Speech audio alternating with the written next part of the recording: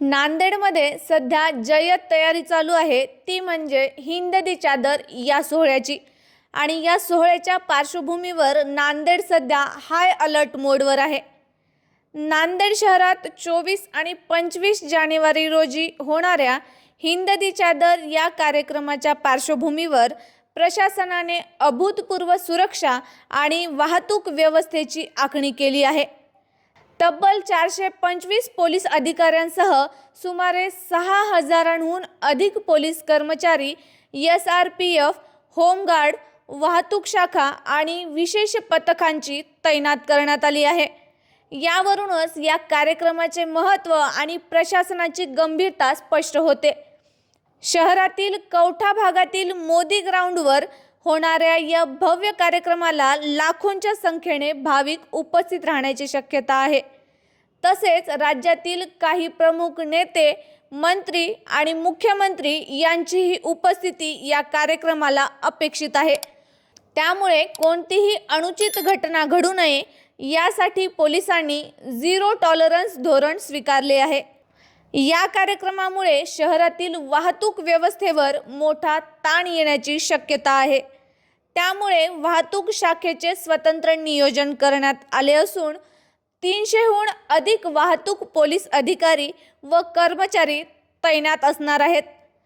काही प्रमुख मार्गांवर वळण मार्ग, पार्किंगचे स्वतंत्र झोन आणि ठिकठिकाणी नाकाबंदी करण्यात येणार आहे।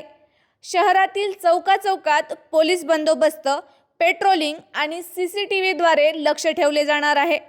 या संपूर्ण बंदोबस्ताचे नेतृत्व स्वतः पोलीस अधीक्षक अविनाश कुमार करणार असून अतिरिक्त पोलीस अधीक्षक, उपविभागीय पोलीस अधिकारी, निरीक्षक, सहाय्यक निरीक्षक अशा सर्व स्तरातील अधिकारी मैदानात उतरले आहेत।